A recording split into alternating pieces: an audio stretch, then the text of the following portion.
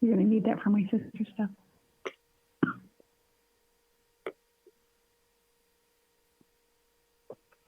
Going to the post office and you're okay on there? I don't have Hi, any idea. everyone. If you're not speaking, if you could mute yourself, so we don't get feedback when it's somebody else is talking. And then you can either raise your hand or unmute and, ask to be heard. Or, they may ask for any other comments at that time. You can go ahead and start.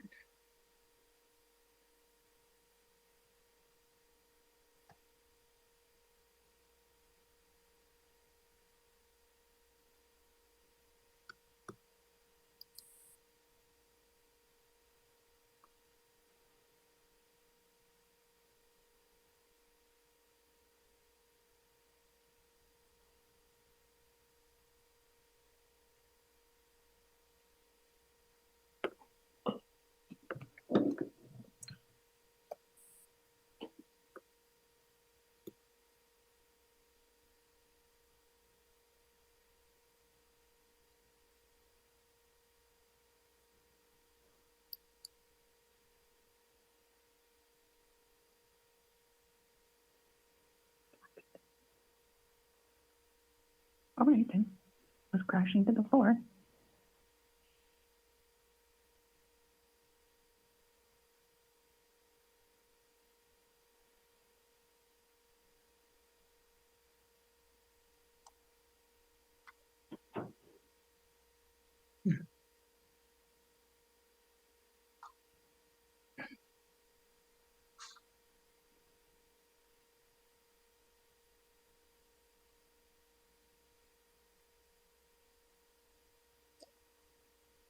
All right, Brandon, I say it's 4 o'clock. What time do you think it is?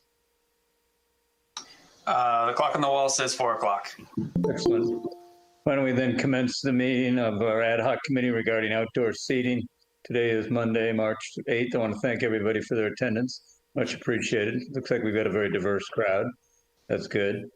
So Brandon, do you want to just kind of kick it off here? Sure. Thank you, Mr. Mayor. Welcome, everyone. So at our last ad hoc meeting, there was a series of requests for information. I think what I'd like to do, if it's all right with the mayor and Councilmember Richards, is to go through just a brief PowerPoint that we prepared that brings all that information to the group. And then we can dive into the agenda going item by item so that everyone here has that information in their heads as we go through the agenda items. We can obviously go back to them if we need to, but if that's okay with you, that's what I'd like to do. Excellent suggestion. Bobby's head's going north-south. He agrees, so that sounds like a good direction. Great. Let me share my screen here just real quickly.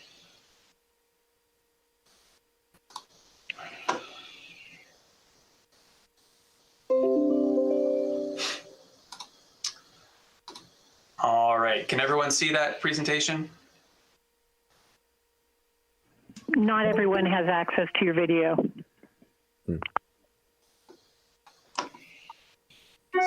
So not everyone can see the PowerPoint that's up on the screen right now? I can. I can. Some people are calling in, Brandon. Oh, okay. So yeah, if people are calling in, then they won't be able to see. But if you have a computer, it sounds like it's working. So as I mentioned, we're at the ad hoc committee today. So the previous ad hoc, there was a series of requests for information around design alternatives, safety, existing outdoor seating, overall interest of restaurants, parking, and fees. So the first conversation to have is design alternatives. There are a few alternatives to talk about. Obviously, freestanding is basically what we have right now. Parklets built in the parking spaces. It's very similar to our current program. Of course, if there was a permanent program, we would recommend much stricter design guidelines. It is really relatively inexpensive for restaurants compared to a permanent and sidewalk bump outs, easier to remove.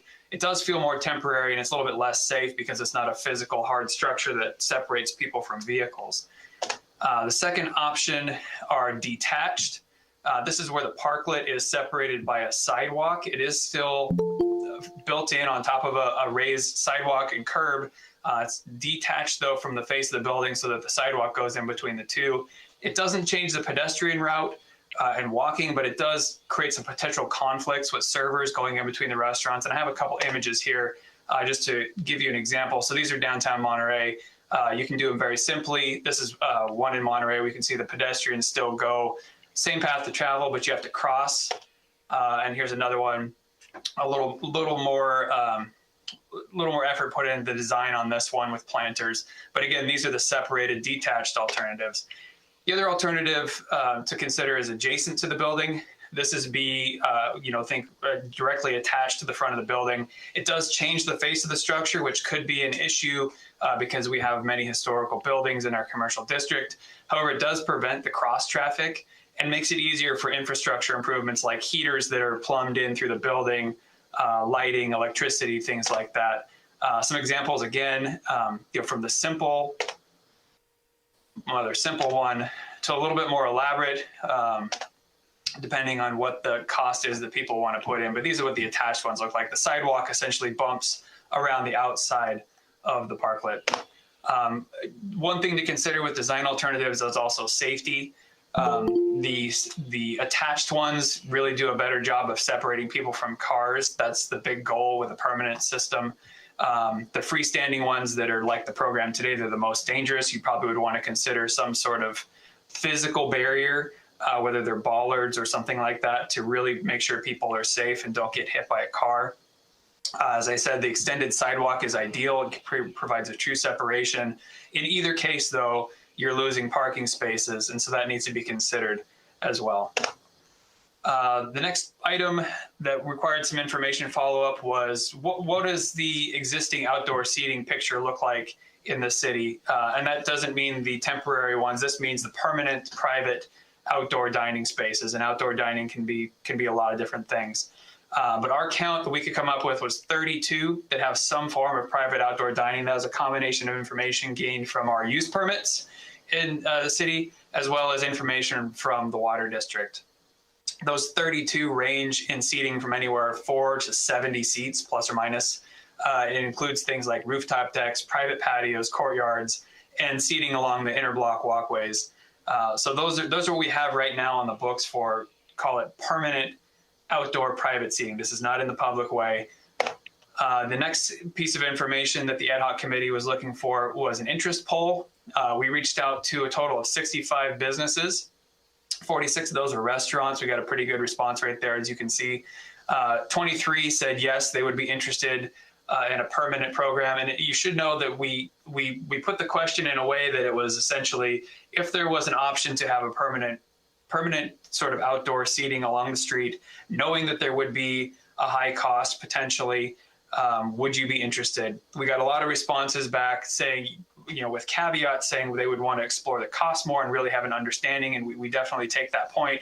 But just a simple yes or no answer, in a perfect scenario, if it was something that did cost money, obviously more than the parklets right now, would you be interested? And you can see the results there, 23 to 10 voted yes. In the wine tasting rooms, when we got responses, 63% of the 16 that we reached out to, 7 said yes and 3 said no. I do recall last time at the last ad hoc, Kim Stemler had some numbers as well, and she may want to speak to that when we get to the public comments, but this is what we got directly back from people. And then our 3 bars or permitted drinking establishments, all 3 said yes, they'd be interested in something. The next question that required some data research was the parking. Our central downtown area, based on our 2013 parking study, has just over 1,140 parking spaces. You can see the breakdown here. Most of them are 2-hour spaces with the 30-minute and 10-minute spaces just after that. And then our 2 parking lots that comprise the downtown corridor of Vista Lobos and the Sunset Center. This obviously does not include the disabled spaces. So that just gives you a snapshot of how many parking spaces we would have to give if there was going to be some sort of permanent loss of parking downtown. The last bit of information the ad hoc committee was looking for was some sort of fee structure, what that might look like. Obviously, there's multiple options. We could do a permit fee only. We could have some sort of annual lease or a combination of the two. Staff did reach out to the city of Monterey for their program, they elected to only do an architectural permit, which, considered a design study like we have here, architectural permit and an encroachment permit. So they did not opt for any sort of lease agreement or ongoing payments or anything like that. It's just the cost for the permits, and then the parklet operators or the property owner had to pay for the improvements. So that is it for the presentation. Just wanted to get some of that information out into the bloodstream for the bigger discussion. And with that, Mr. Mayor, I will turn it back over to you.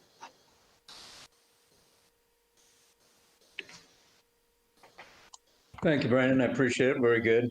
So I think what we should do is just kind of open it up to general observations or comments from those who were in the call previously and those that have joined us today to see what we actually have gleaned from this. What is the consensus out there as we move through these things? You want to put them back up one at a time, Brendan? Sure. Yeah, we can do that. And we'll put up, what I can do is I can put up the agenda that has all of our topics on for today if you'd like. Okay, that's a good idea.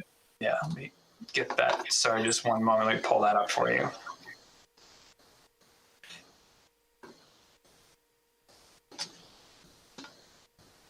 All right.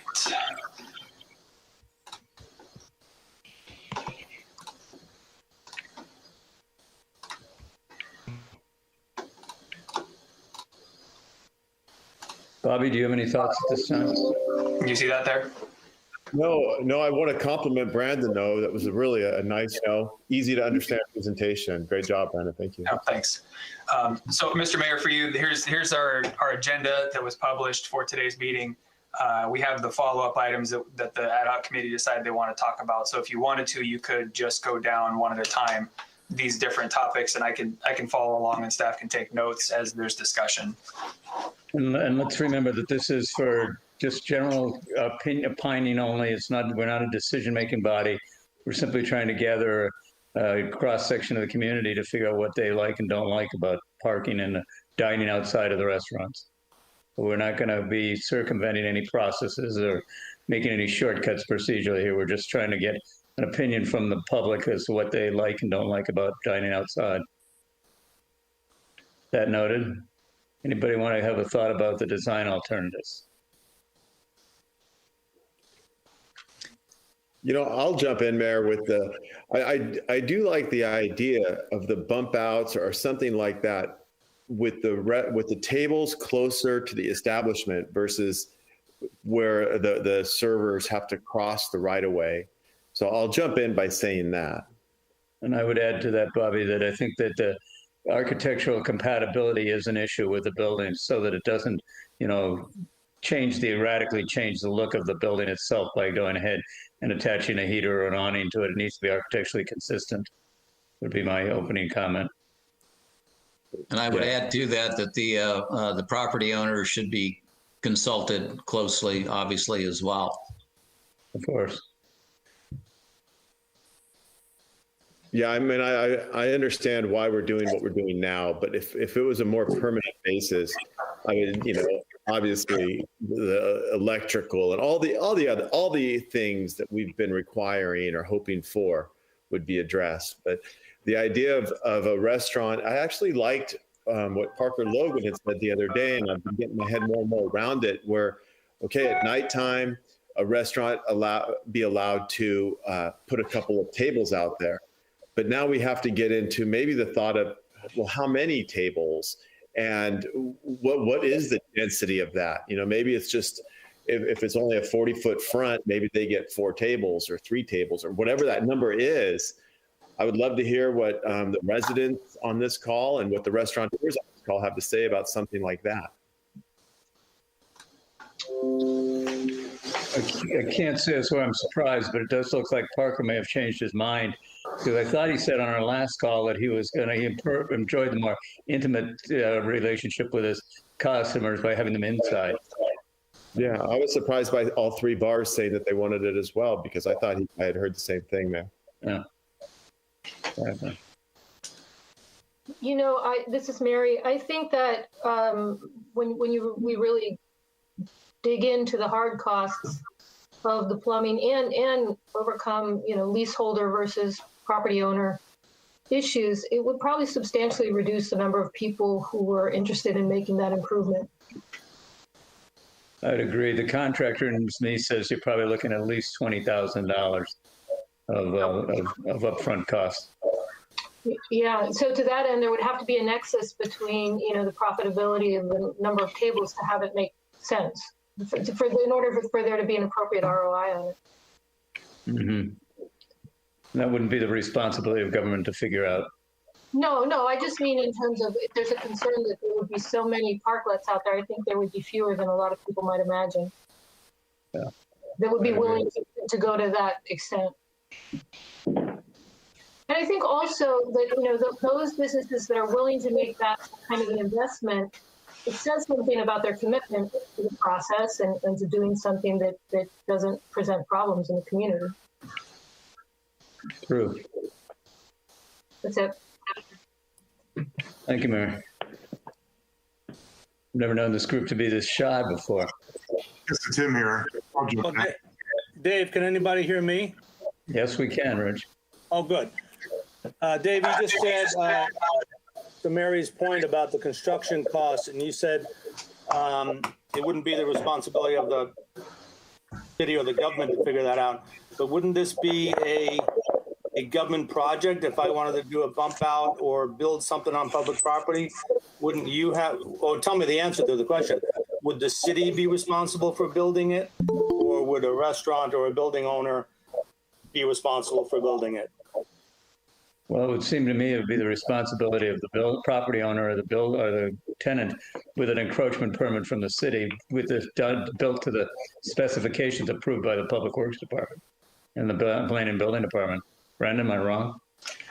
No, Mr. Mayor, that's correct. And that's a very similar model to what the city of Monterey did. They opted not to do any sort of lease or anything. They essentially just granted an encroachment permit, charged for that, and then did a permit for the actual building, like you would build a house or something. They gave them an architectural permit for the construction. Mm-hmm.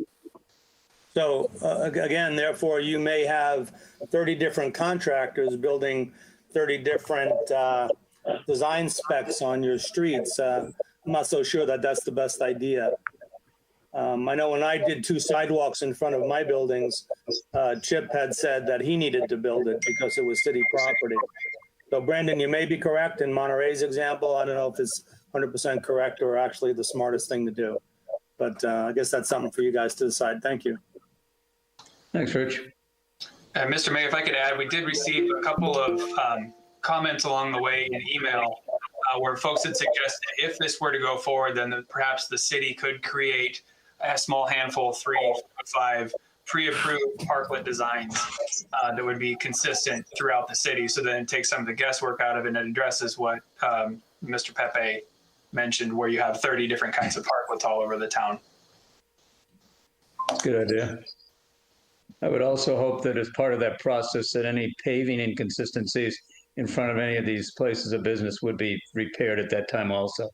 That might eliminate a little bit of our uneven pavement issue in certain areas. So there's some continuity of design and safety standards.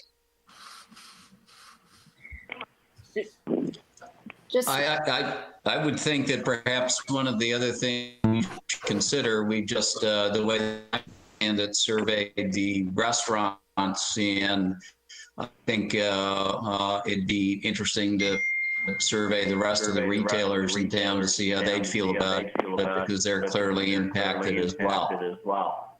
Sure. That's a good idea. Amy, did you want to say something? You unmuted yourself. I would like to second that comment that was just made, to survey the retailers too. My comment was just point of clarification. Someone might need to mute them. When we're talking about parklets, when we say parklet, are we only talking about seating areas in parking spaces? Or are we talking about any seating on the public right of way? Any. Okay, so even if it's up against a building or a part of a bump out of a sidewalk, when we say parklet, we just mean public seating? Well, I prefer we drop the word parklet entirely. I've always loathed it. Okay. But okay. Well, because when the question was, or the comment was, what if the city approved 3 examples that could be 3 examples up against a building or 3 examples in a parking spot. Or, I mean, I just want to make sure we're all understanding what we're talking about. Well, at some point, there will have to be a policy decision made by the council on whether we want to have them up against a building. What is the preferred style? But Okay. we're not there yet. Got it. Mr. Mayor, in my research over the last week or so, I did come across another term that you may want to try to inject into the bloodstream. I've seen the word streetery come out over and over again in other states, where they call them streeteries instead of parklets. So that's an option. It's better than parklet, maybe. Yeah. Yeah, streeteries. All right. I like See if it that. sticks. Yeah. I have the same concern that Amy did with the streeteries. Is are we talking about if they're in the right of way of the street, or if they're in the right of way of the sidewalk? Because it seems to me like it would be really 2 totally different animals, and the ones that would be on a streetery on the sidewalk would be much different looking than a streetery in the street. And you're right, Councilmember Richards. I think that was part of the reason for the discussion about the design alternatives, because you have the option for what currently is the program right now, which would be a parklet in the street, leave the sidewalk as it is, and then the attached versus detached. In either case of the attached versus detached, you still have to bump the sidewalk out, so you still lose the parking space. In any of those 3 alternatives, you still lose the parking space, but it's just how it looks and how it functions. So I think that would be one thing for, as we get there and the ad hoc committee starts making recommendations to the full city council, that would be one of the recommendations probably to bring to this council would be, do we want to see only up against the building, or only detached from the building, or only in the street? What's the policy we want? Well, I was kind of looking around also at this, and I thought, well, part of the problems that we're having, or some of the challenges that we're having, are that when a structure is in between those T's, and then one across the street is in between the T's, it really creates these pinch points for bigger trucks or delivery trucks to get through the street. Now, if you were to do a bump out may only be 4 feet into that parking stall. We do lose the parking stall for sure, but it doesn't go all the way to the T, and it lessens that pinch point for some of the narrower streets. Is Kenny trying to say something? Yeah. Not necessarily we lose that parking space. We need motorcycle parking. We need bicycle parking.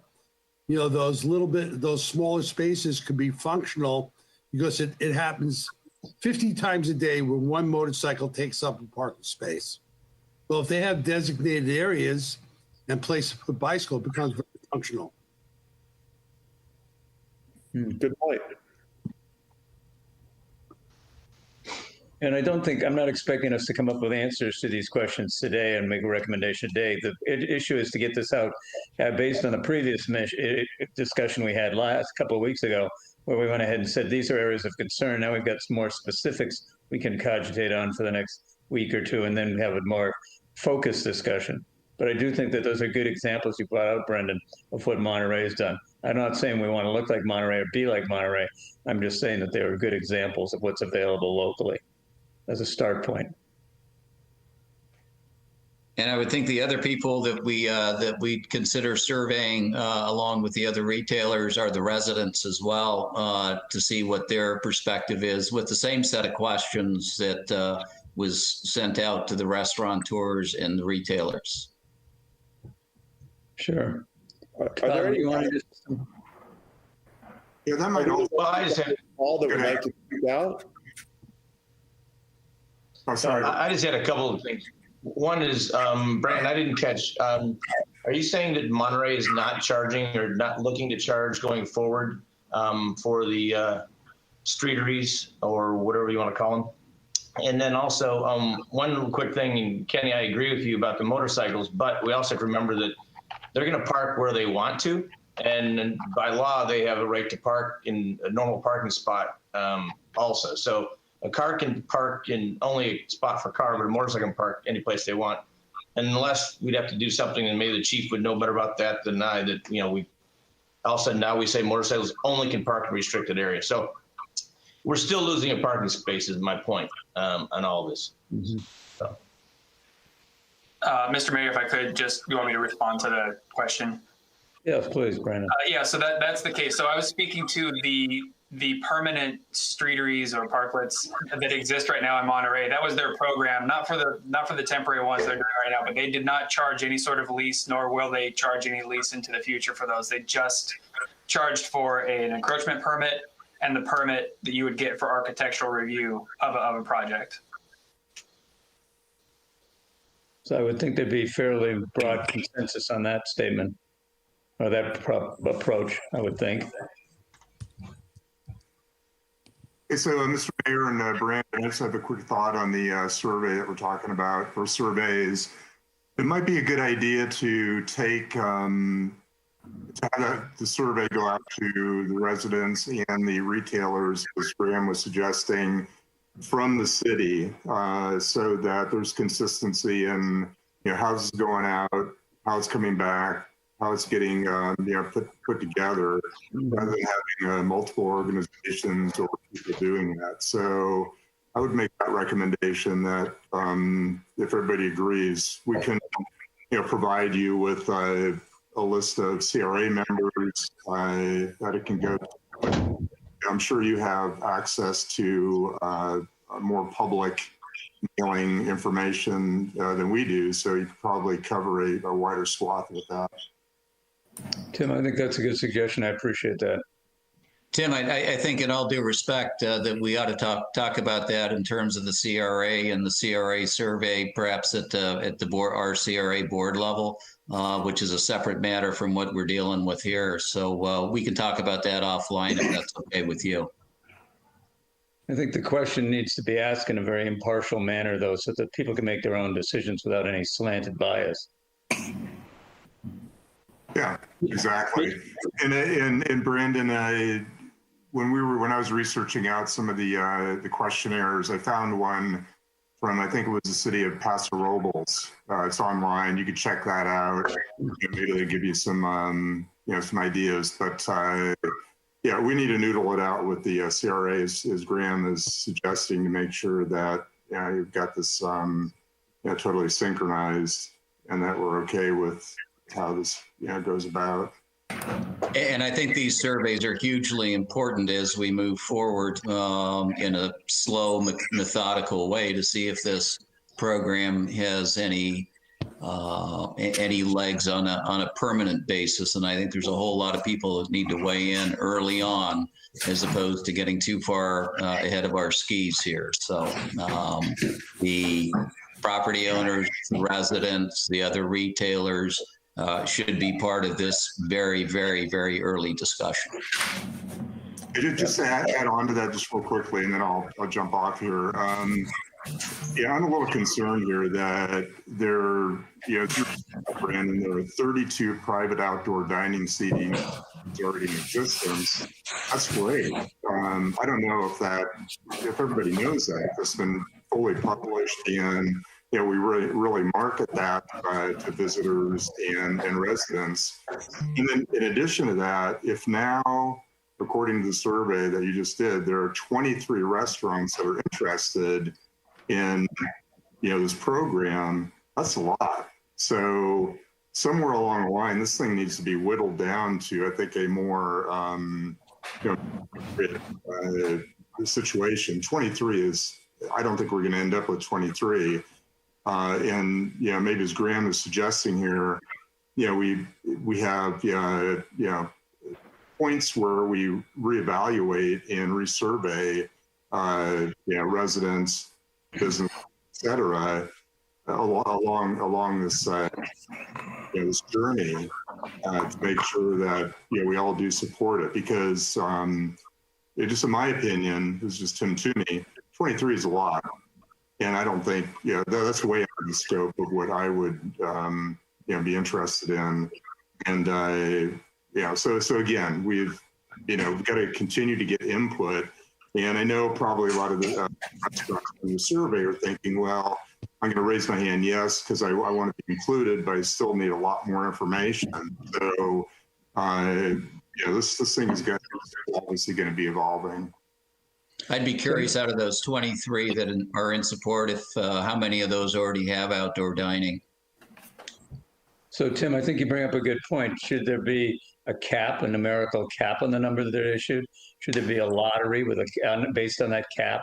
I mean, that's another question that should be asked at some point. Well, I think strategically, I think it was Parker maybe, or someone else at the last meeting, or maybe the city council meeting, suggested, along with the suggestion of doing something, like in the evening and it disappears next morning, set that aside, but, looking strategically, and, maybe there's only certain points in town where this, would really work. Mm-hmm.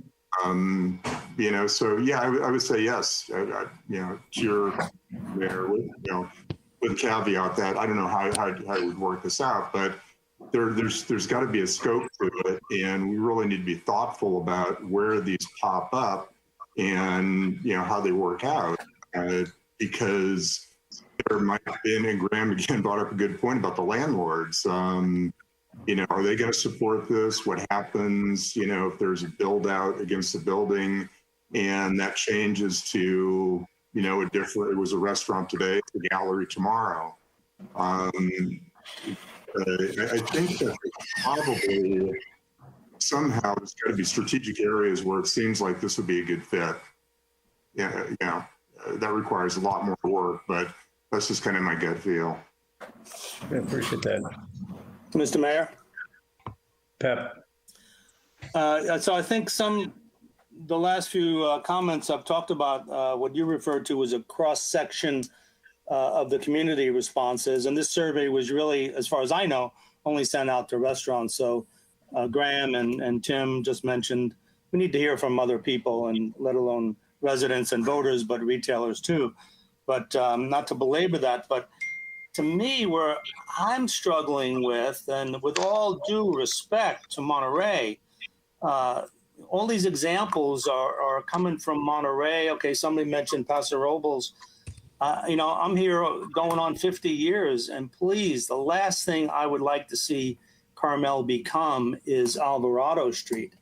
I don't know about you folks, but I do not walk down Alvarado Street. I do not shop on Alvarado Street. We do not need that. Carmel-by-the-Sea is the jewel of the Pacific, and we don't need to compare ourselves to Monterey or any other town. The survey shows we have 32 restaurants that have outdoor dining, and I know you're going to be very cautious. I'm not on the ad hoc, but thank you for letting me speak my mind here. We do not want to become Alvarado Street. That's number one. Number two, a lot of talk has been mentioned about we want to be more like Europe. I don't know who said that. I don't know why we want to be more like Europe. I would venture to say of how many people are on this call, I am probably the most traveled to Europe than anybody. I've been there 60, 70 times. I'll go every year, sometimes twice a year. But in Europe, the sidewalks are 20 feet wide. They have plazas and piazzas and these wonderful private spaces. Carmel sidewalks are 6-8 feet at maximum. So the pedestrian, the complexities of approximately, in a good year, 2.5 million visitors a year walking down our streets, the congestion is going to be unbearable if we don't consider this very seriously. Spacing issues. So thank you very much for letting me get those words out regarding designs. Thank you. So, Rich, not to accuse you of selective hearing, but I did mention when Brandon put up the original drawings, I said, thank you for selecting them from the city of Monterey. But I was very clear that I did not consider Monterey to be our design guide standards at all. Yeah, so, all due respect to Monterey. We have so many friends over there, but I get it. But no, it was the easiest example to choose. So I appreciate the soliloquy, though. David, looks like we have someone's hand up, Jan Margolin, it looks like. I don't know. Is that right? I cannot see the entire screen, so.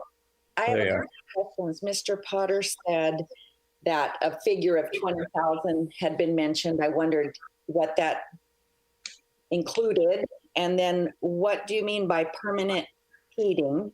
Are they the heaters that you roll out and you can roll them back in at night, that kind of heating, or something more permanent than that?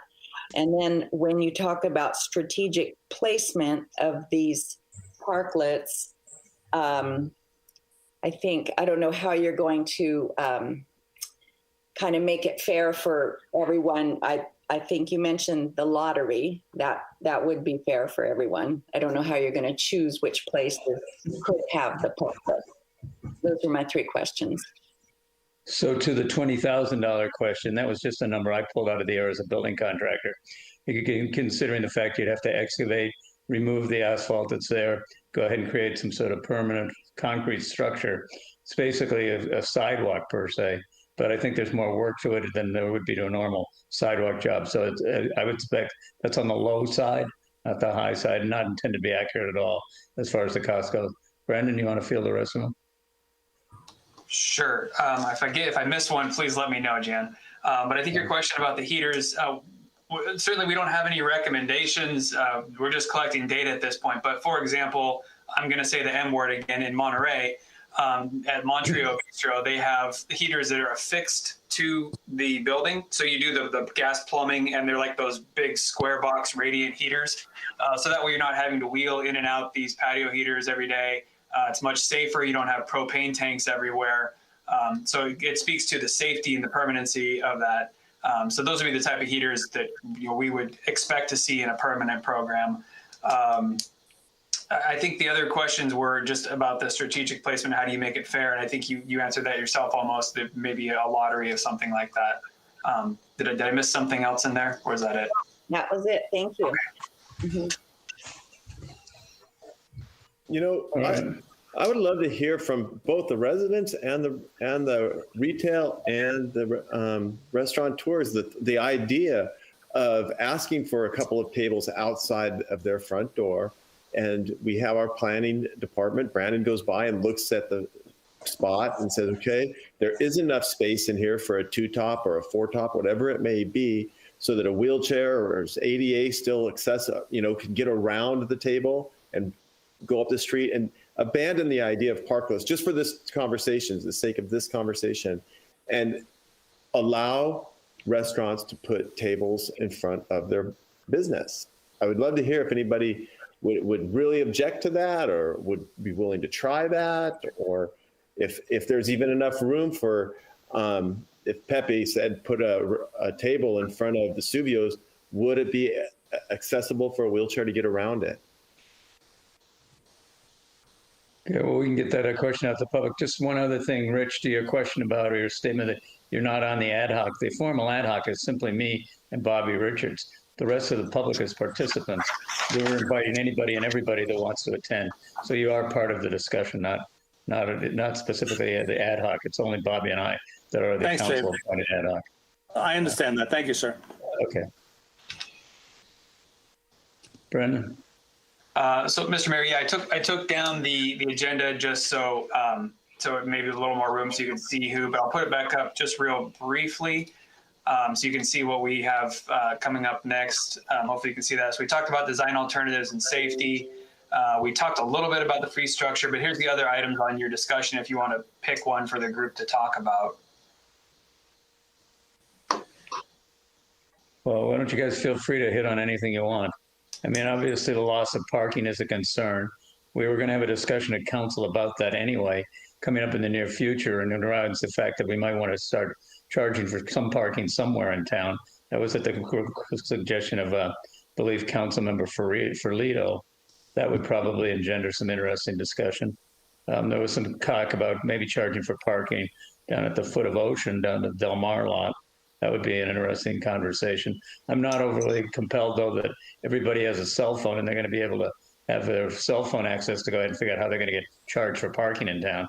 That seems a little, I don't know, maybe a touch arrogant on our part to think that everybody's got a cell phone. But it's an interesting topic, but it's one that's been cussed and discussed for decades in this town. So.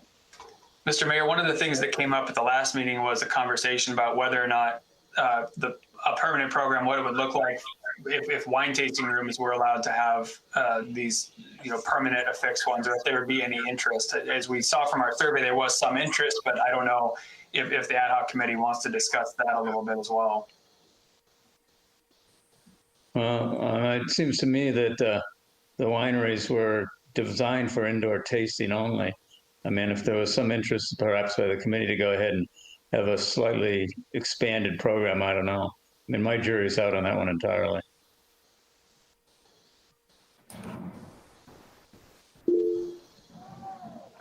Mr. Mayor, can I jump back in 1 second? Certainly. To Bobby's point, I think Bob, you just said, would certain restaurants be interested in looking at, let's say, abandoning dining, taking away parking spaces in the street, right? But interested in the opportunity to put a couple of tables up against your building, depending on how long your building is, where your front door is, et cetera, how wide your sidewalk is. And Tony Salome, David Fink, and Kenny and I had a meeting last week, and we agreed with that way of thinking. Now, obviously, each restaurant is longer or shorter, or the sidewalk is wider, but we did agree, and I hope David has been texting me. I hope he'll jump in and confirm that, or Kenny or Tony Salome. But we would like to explore, at least us four, that option. I think that's a good option. Thank you. Good. Ken, are you trying to say something? You're muted. There we go. Yeah, we do have an agreement on that. But those are a long range. We're hoping that we can extend our period beyond May 31st. I know we're talking about long range things, but we love to keep this going for quite a while to, retain the money that we have lost in the last year or so. It isn't an immediate plan, it's future plans that we're looking at. All right. Appreciate that notice. Mayor, I think there's one thing that we need to clarify also. In the last meeting, I think there was some false information that may have been given that we said that if their person has 100 seats inside, they could get 50% of those to go outside. So they would then be able to have 100 inside and 50 outside, which I believe that's incorrect. They still, with the water rights, they can take 50% outside, but they're going to lose the 50% that's inside. Is that not correct, Mayor? I thought that was what you said. I thought was correct, but I did go back and talk to or Chip and Brandon. I think you guys went back and actually discussed that with Dave Stolt, and he said that what was said at the meeting was correct. Brandon? I think that may have been a conversation that Chip had. I wasn't involved in that one, but I can follow up. I can follow up with Stephanie Locke. It just seems odd to me that they would go and allow what is an intensification of water use without going ahead and realizing that, wait a minute, you've increased the capacity of restaurant, therefore you're going to be using more space. I thought you had to go ahead and retire the number of tables you moved outside and from the inside. That's what I thought. Well, right, because otherwise we'd be increasing our footprint by 50% if every restaurant wanted to do that, either on the sidewalk or in the street or whatever. So it certainly is within the. Go ahead. Yeah, go ahead.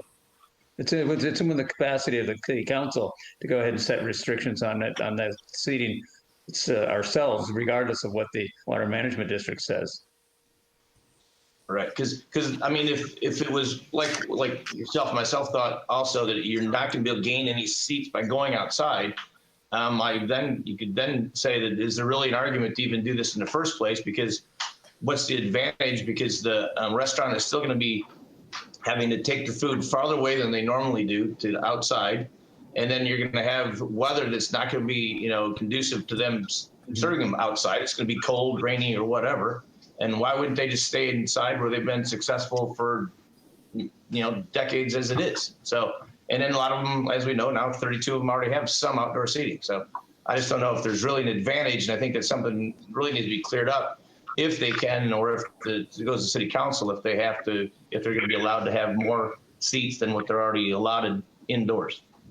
I'd agree. It's a good question. Mr. Mayor? David, I think. Hi, how are you? Sorry, I'm driving.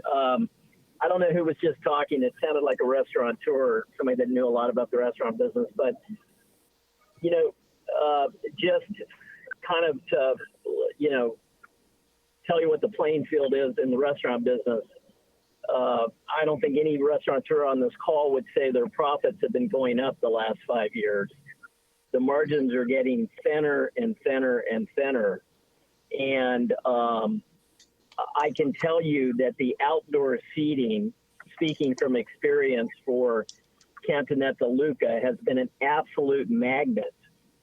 And, you know, it has saved us. And I obviously turned my vote in to keep outdoor seating. The restaurants that already have outdoor seating, God bless them, they have a bit of an advantage, but it not only improves the feel of Carmel-by-the-Sea, which I've been in business in Carmel since 2002, but it is a magnet for the restaurants, and it will ultimately give them more revenue, even if they take 20 seats from inside and move them outside. I believe it's ultimately better. So we really want to see how we can have a win-win and make this a win-win for the residents, for retail, and for the restaurants. Appreciate it, David. Thank you. Anybody else? Mr. Mayor, I wanted to add in there, there was a question earlier about how many of the 23 that said they would be in support of some sort of permanent outdoor dining, how many of those 23 had an existing outdoor private dining area? And I want to thank the wonderful Marnie Waffle for doing the research while we're talking here. She texted me. It was actually 10 of the 23 have some level of private outdoor dining right now. Hey, Brandon, can I just make a request? Can you send that presentation to all of us that are on the committee here? That would be very helpful. Absolutely. Thank you. Good. I'll make it. I should be able to make it available on the website too. If you could, yeah, both would be great. Thanks. So, Brandon, what other direction are you looking for? Well, Mr. Mayor, staff isn't looking for a bunch of direction. This is really just about, trying to take some notes and move the ball forward. I think it sounds like we've come to some consensus, perhaps in the design alternatives. It sounds like the general consensus is either attached to the building or on the sidewalk. It doesn't sound like the program we're dealing with right now is really the one that everyone's leaning towards. Would you say that's fair?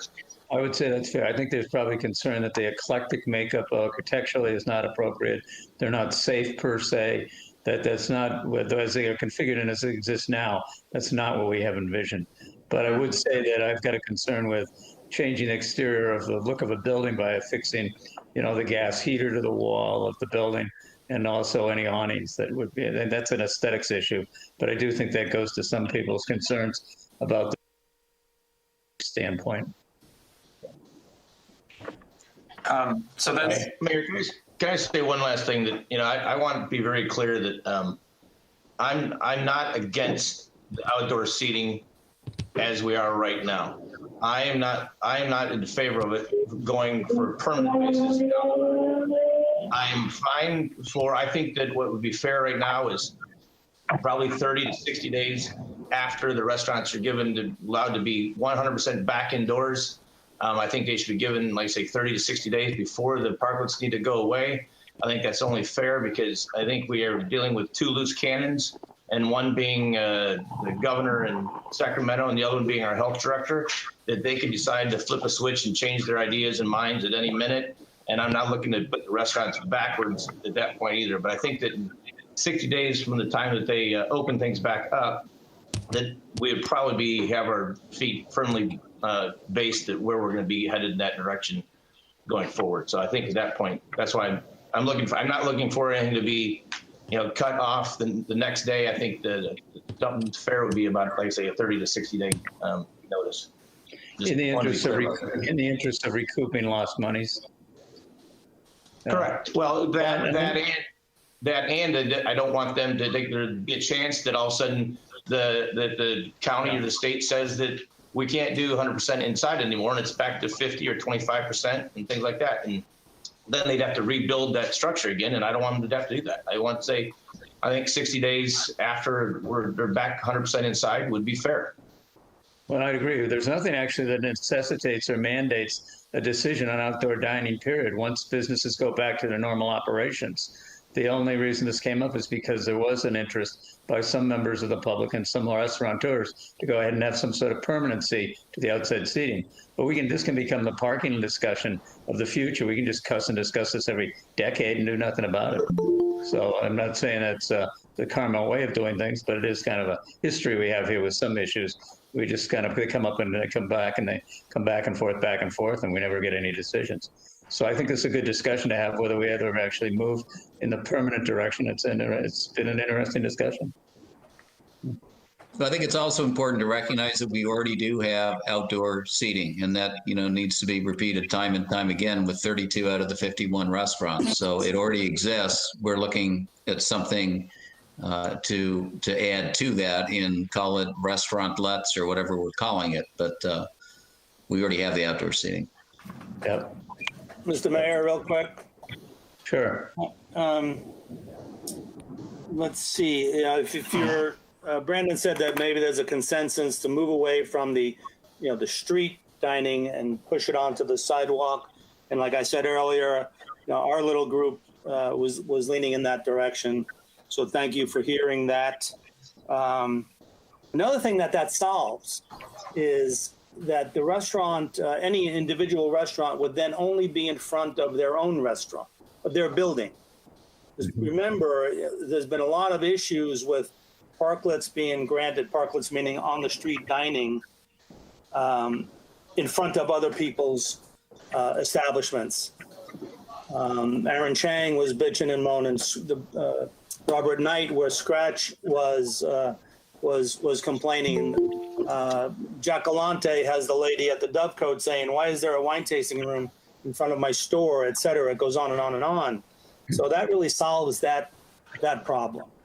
That's number one. I hope they understand what I'm saying there. Number two, our little group also thought that if this program were to go forward, we believe that each individual restaurant needs to go before the planning commission, not just before whether it's Brandon or Marnie or somebody. It needs to be a fully vetted program. That's what we feel. Thank you. All right, I'd agree.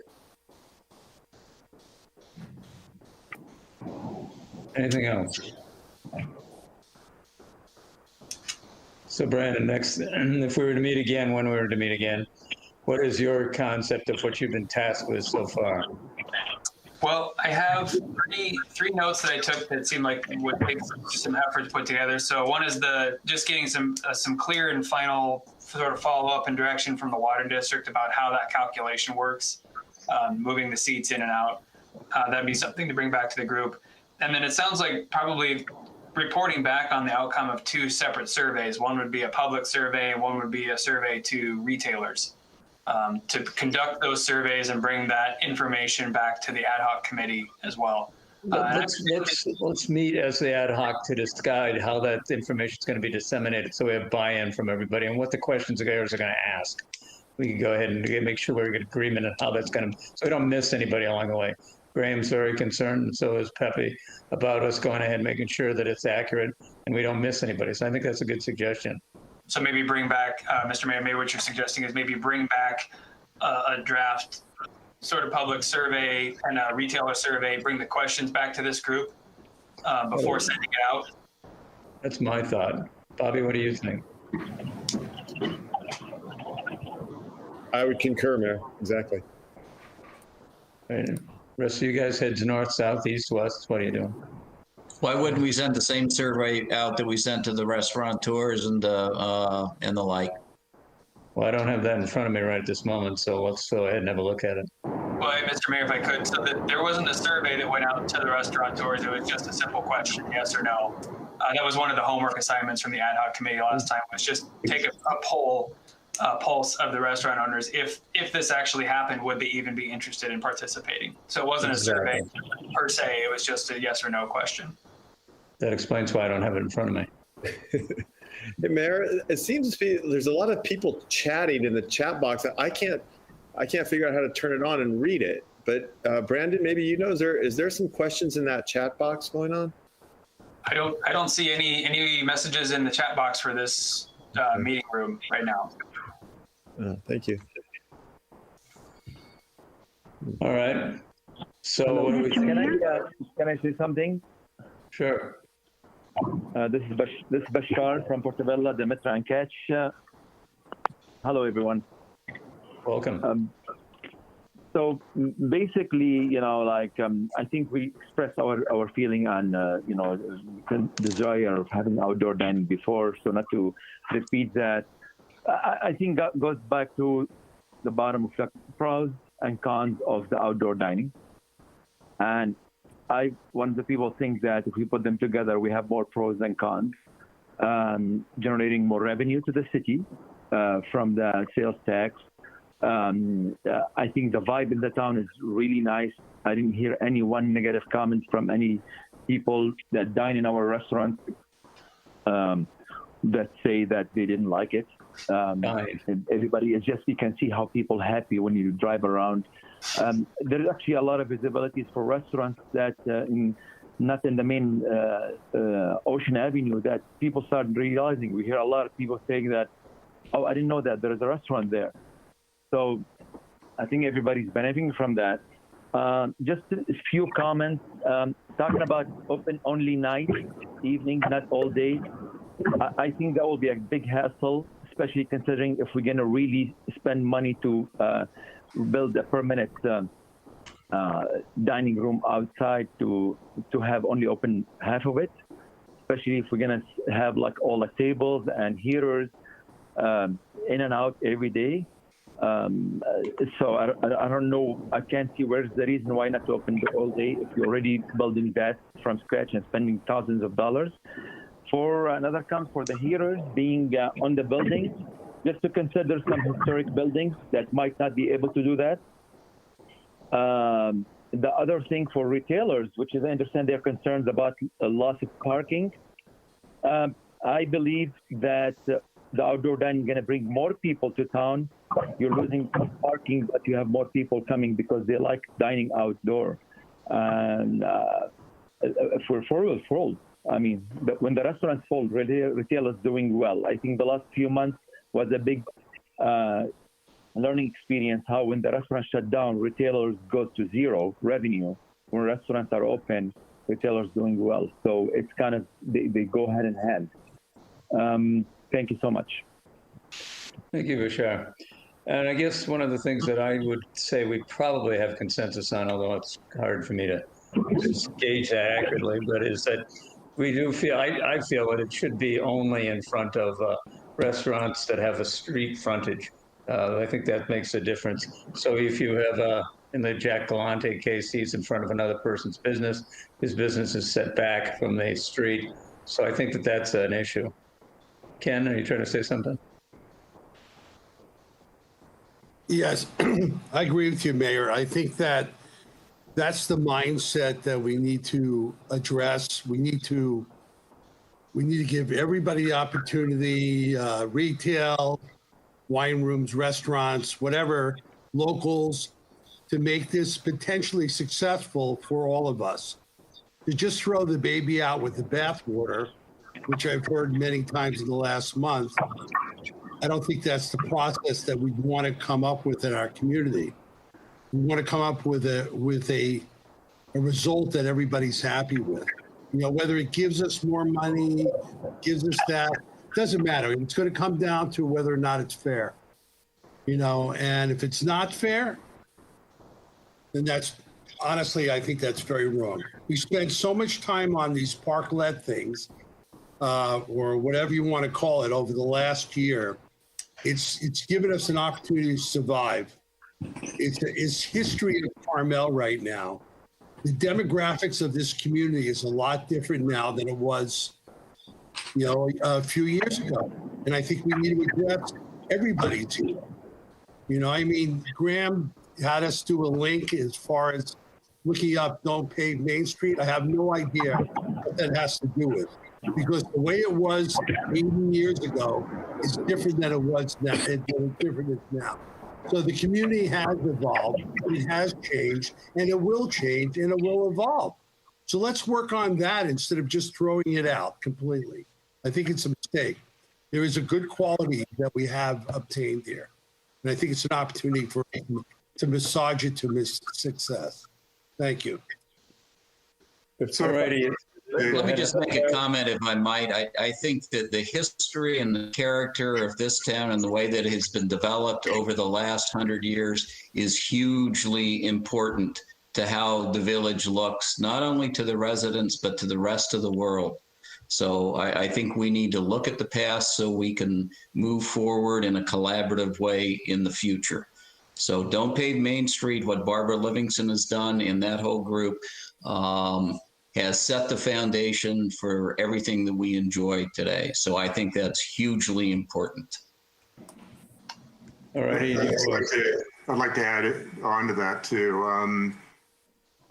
When Kenny, when you say, everybody likes the parklets or they like the outdoor dining experience, I think probably most visitors really do. They like coming down, they like sitting outside, that whole experience. But, for a resident, walking through the downtown area, I have to say that those parklets, they're not the charm of Carmel. I think we all know that this is a temporary situation and we're all here to support the restaurants and to help, everybody get through this, this trying time.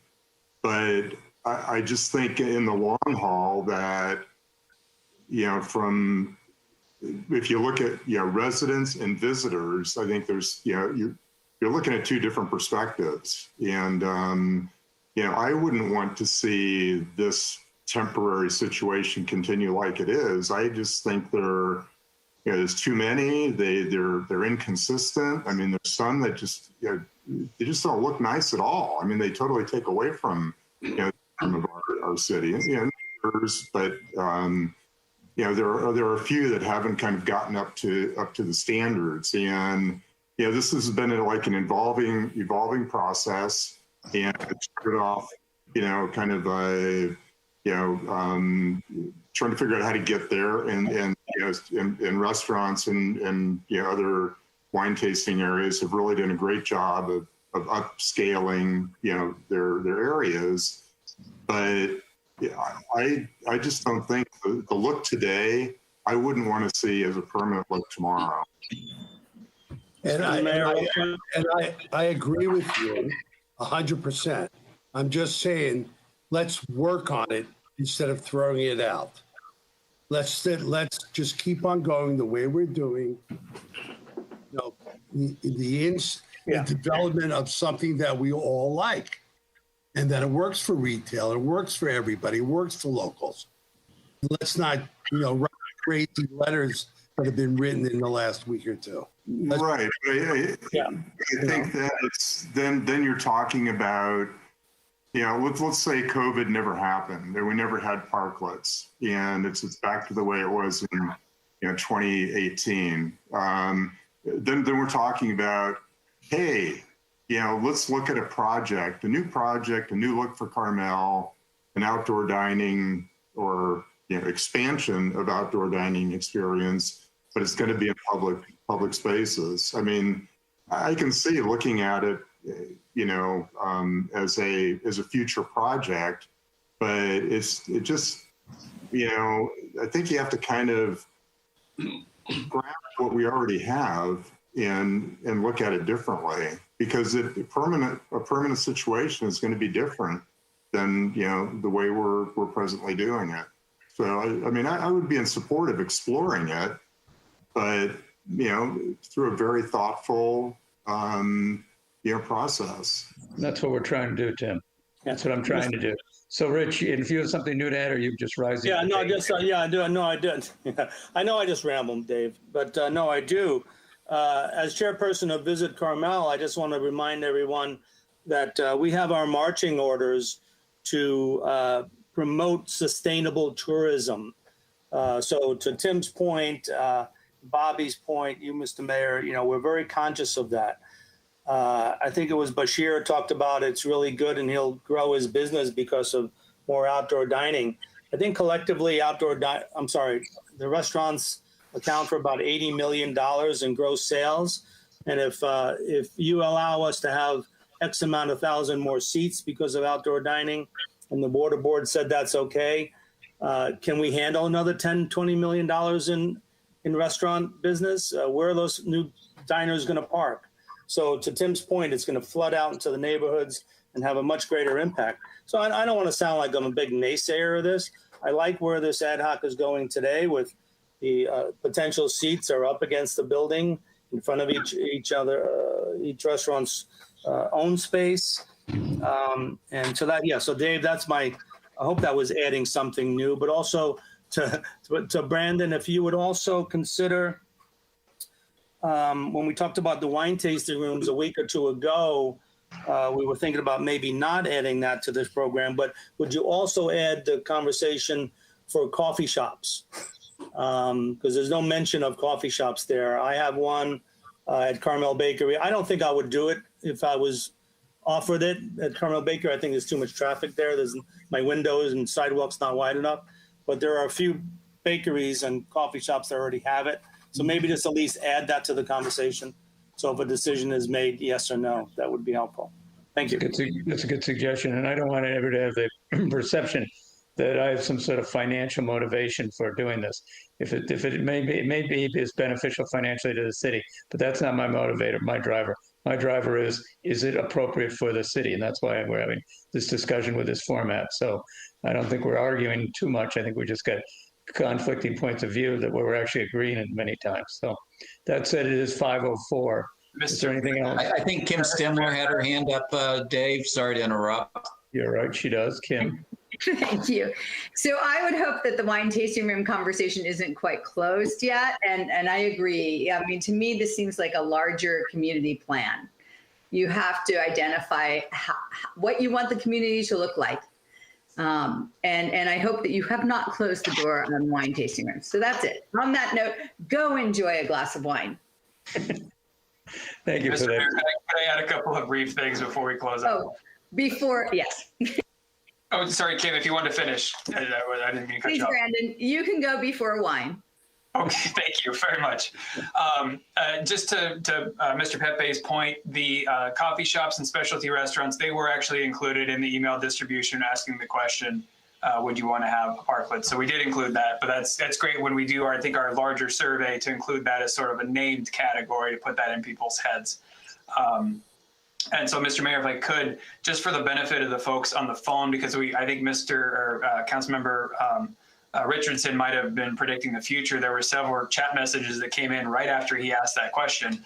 So for the benefit of the folks that are just on the phone to be able to see what the chat messages are and trying to include everybody, Lydia Lyons from El Capitano Restaurante mentioned that restaurants should also be surveyed, that people love the outside for their pets and baby strollers.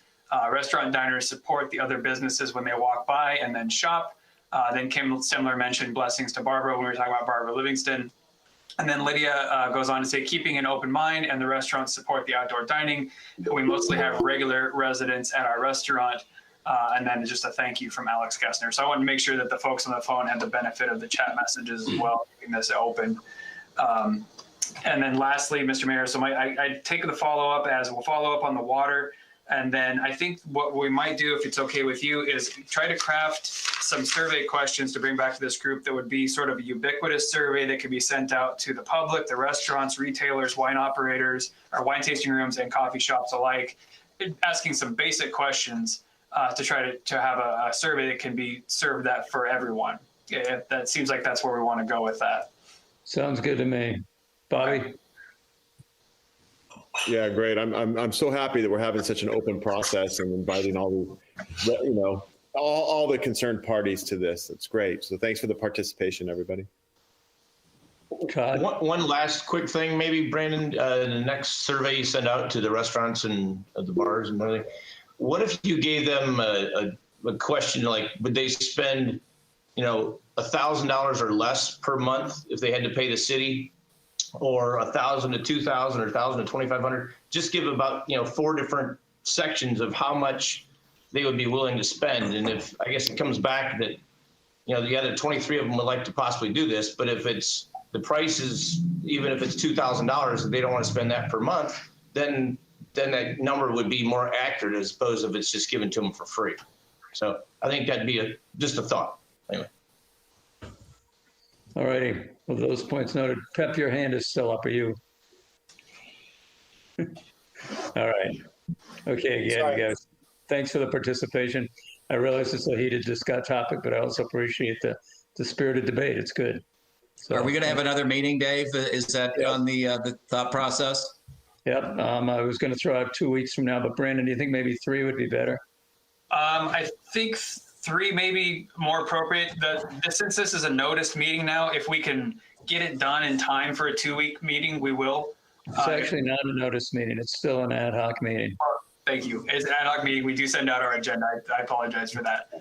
We can shoot for 2 weeks if you really want, but I think 3 weeks may be a little bit more realistic. All right. You want to keep it on a Monday, guys, or is there a day of the week that works better? Monday works for me. That would be March 29th would be Monday. All right. Monday at 4 works for me. All right. Looks like we've got consensus then. That's a good thing. We agree on something. Thank you all. Much appreciated, guys. Thanks. Thank you, guys. Thanks, everybody. Really Take appreciate care. it. Bye.